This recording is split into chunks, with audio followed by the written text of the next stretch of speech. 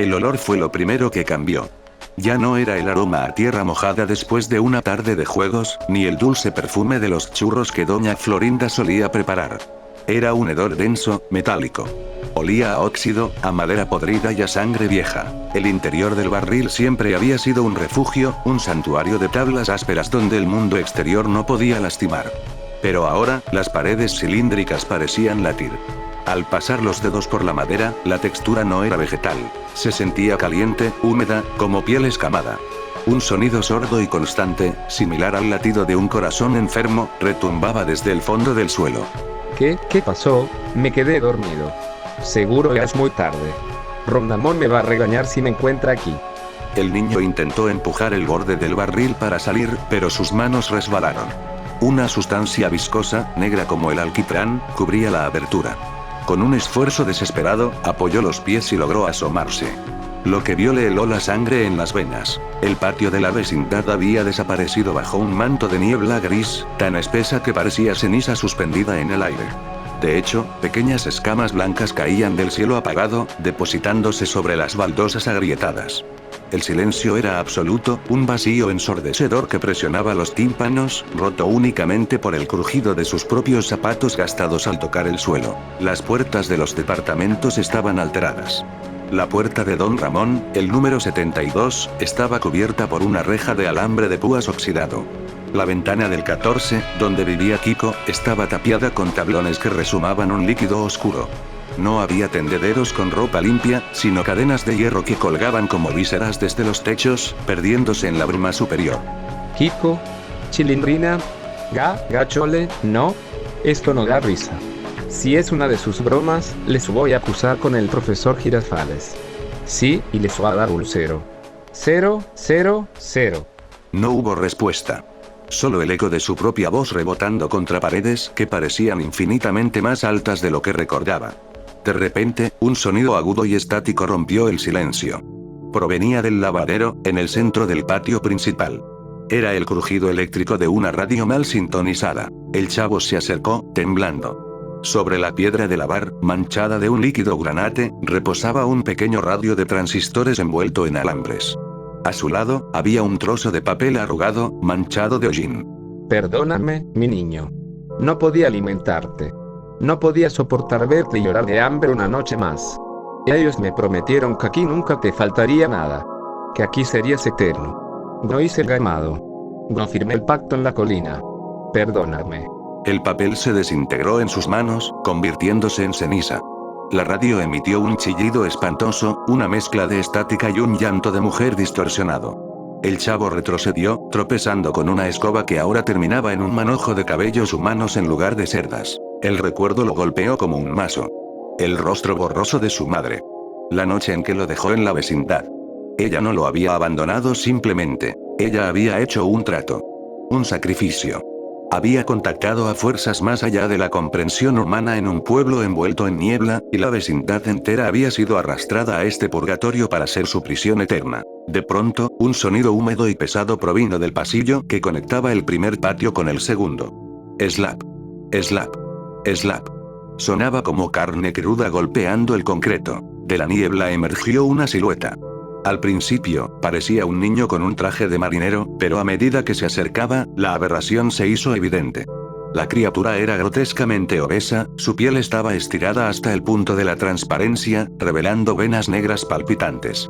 No llevaba un traje de marinero. Su propia carne había sido desollada y cocida para imitar esa forma.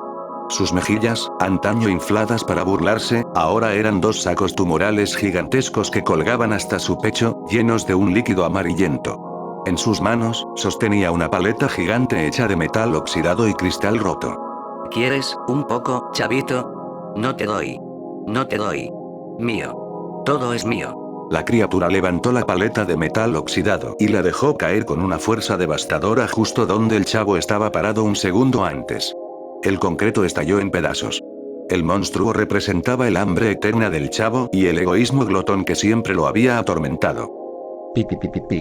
Déjame. No quiero nada. Solo quiero mi torta de jamón. Mamá. Mamá. El chavo corrió despavorido por el pasillo angosto. Las paredes a su alrededor comenzaron a cerrarse, palpitando, mientras rostros retorcidos que recordaban al señor Barriga emergían del yeso, murmurando con voces sepulcrales sobre rentas impagas y deudas de sangre. Las manos de yeso intentaban agarrarlo, rasgando su raída camiseta a rayas. Logró irrumpir en el segundo patio, pero el paisaje aquí era aún más dantesco. El suelo no era de cemento, sino de rejas de metal industrial. Debajo de las rejas, un abismo oscuro brillaba con las llamas de un horno infernal. El calor era sofocante. En el centro de este patio, una figura inmensa estaba crucificada en un tendedero gigante. Era un hombre alto y extremadamente delgado, pero sus brazos estaban alargados de forma antinatural. Llevaba unos pantalones de mezclilla incrustados en su carne, fusionados con su piel. Su rostro estaba oculto bajo un sombrero de pescador de hierro forjado que le cubría hasta los hombros, similar a una pirámide invertida. De su espalda emergían espinas dorsales que sangraban profusamente. Era la encarnación del dolor paternal y el fracaso, la figura de don Ramón, castigado eternamente por su incapacidad para proteger a su propia hija y al niño abandonado del barril. El trabajo nunca termina. El dolor nunca se paga. De las puertas laterales, criaturas horripilantes comenzaron a salir.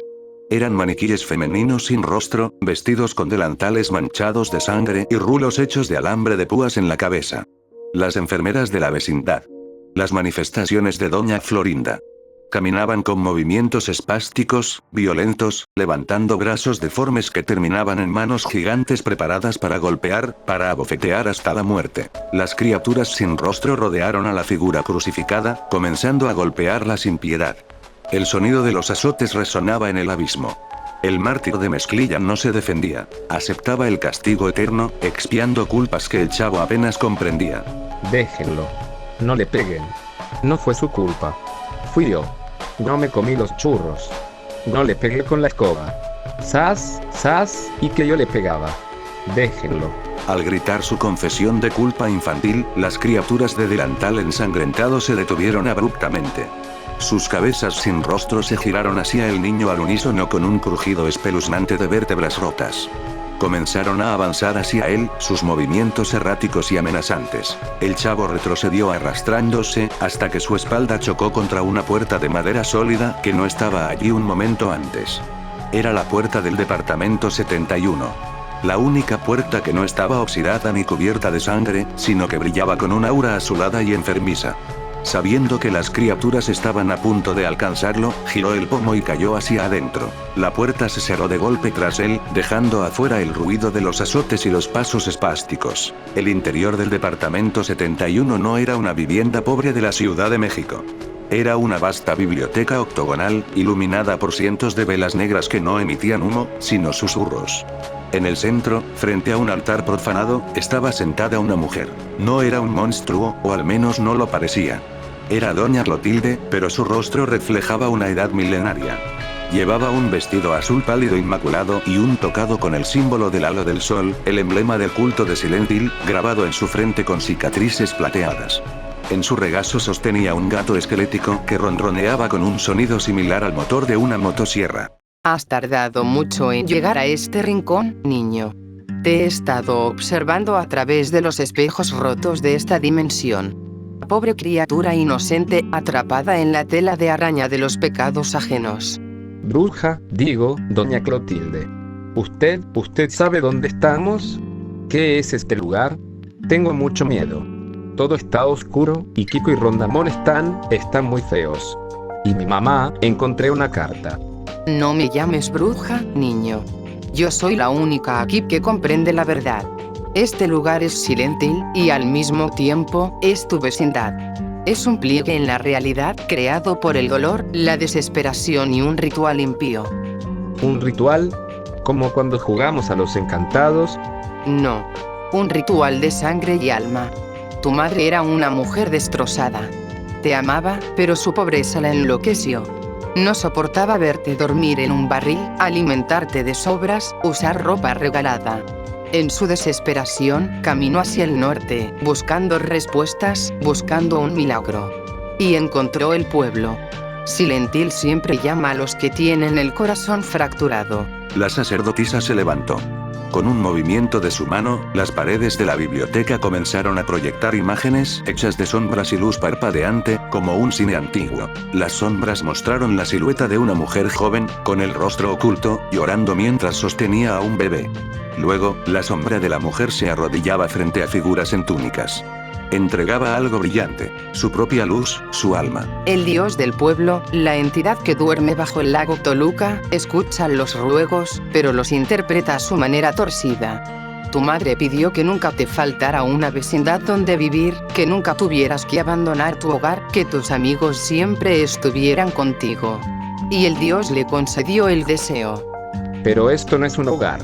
Es una pesadilla. Todos están muertos o son monstruos.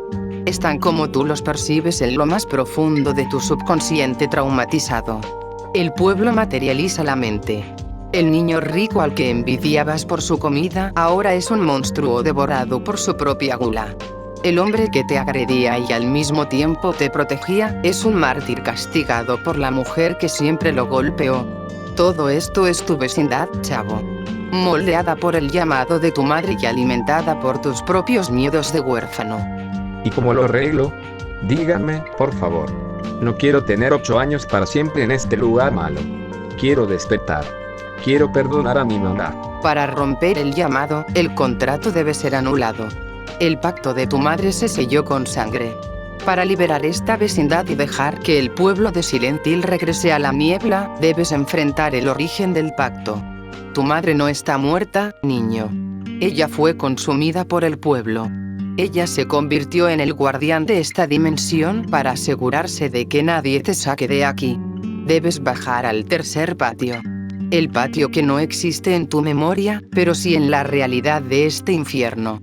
Toma esto. La sacerdotisa le entregó un objeto. Era un trozo de madera del barril original, pero incrustado con el sello de Metatron. Pulsaba con una energía cálida, el único calor reconfortante en todo aquel maldito lugar. ¿Qué tengo que hacer con esto? Demostrarle a su espíritu que ya no necesitas su protección enfermiza. Que puedes soportar el mundo real, con su hambre y su frío, porque es preferible a esta seguridad infernal. Ve. La puerta trasera te llevará. El chavo asintió, secándose las lágrimas con la manga manchada de su camisa. Abrió la puerta trasera del departamento. No había un callejón detrás, sino una escalera de caracol de metal oxidado que descendía hacia una oscuridad abisal, iluminada intermitentemente por destellos de luz rojiza. Comenzó a bajar. Cada paso resonaba como un trueno. A medida que descendía, el aire se volvía insoportablemente denso, oliendo a ozono y a flores marchitas. La estática de la radio en su bolsillo regresó, pero esta vez no era un sonido aleatorio. Era una voz, un cántico distorsionado, la voz de su madre rogando por perdón. Finalmente, llegó al fondo. El tercer patio. Era una caverna masiva que imitaba la arquitectura de la vecindad, pero construida enteramente de carne podrida, alambre y válvulas industriales que expulsaban vapor. En el centro, no había un lavadero, sino una estructura parecida a un útero gigante, sostenido por cables de alta tensión. Frente al útero, colgando de ganchos de carnicero que perforaban su piel, estaba la entidad final. Tenía la forma de una mujer, pero medía más de 3 metros de altura.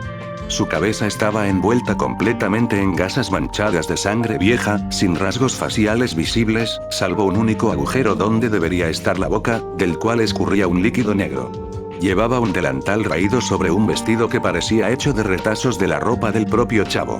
Sus brazos terminaban en largas cuchillas oxidadas. Era la madre.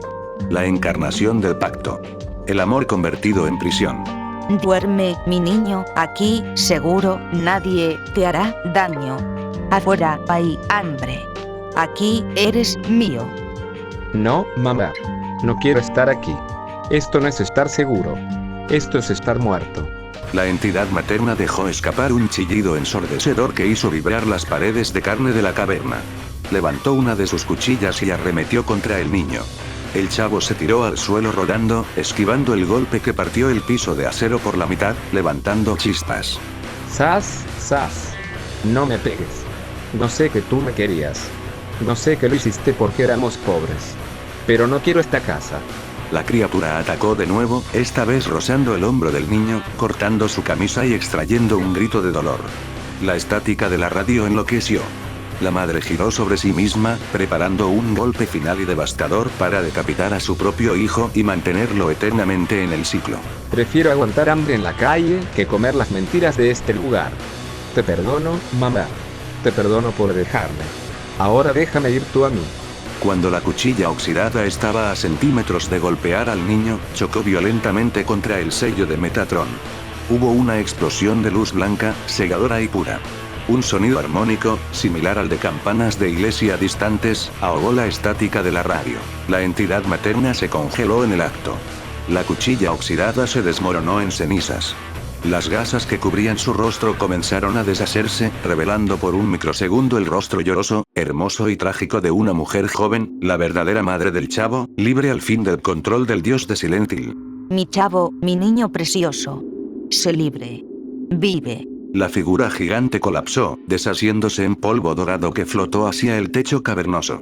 Inmediatamente, la caverna entera comenzó a temblar. Las paredes de carne se pudrieron rápidamente, volviéndose polvo. Las válvulas estallaron.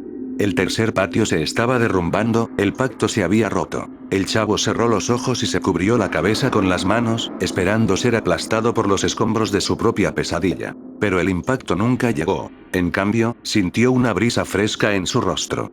Un olor familiar. Olía a tierra mojada. Olía a masa frita y a azúcar. Abrió los ojos lentamente.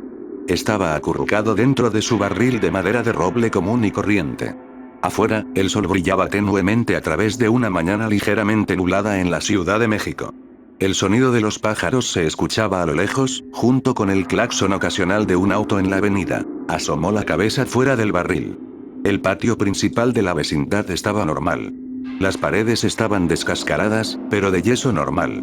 La puerta de Don Ramón estaba abierta de par en par, y adentro se escuchaba el sonido de un partido de fútbol en la televisión. Kiko estaba en el otro extremo del patio, rebotando una pelota enorme contra la pared, con sus mofletes inflados de manera natural, vistiendo su impecable traje de marinero. Ay, chusma. Ya despertaste.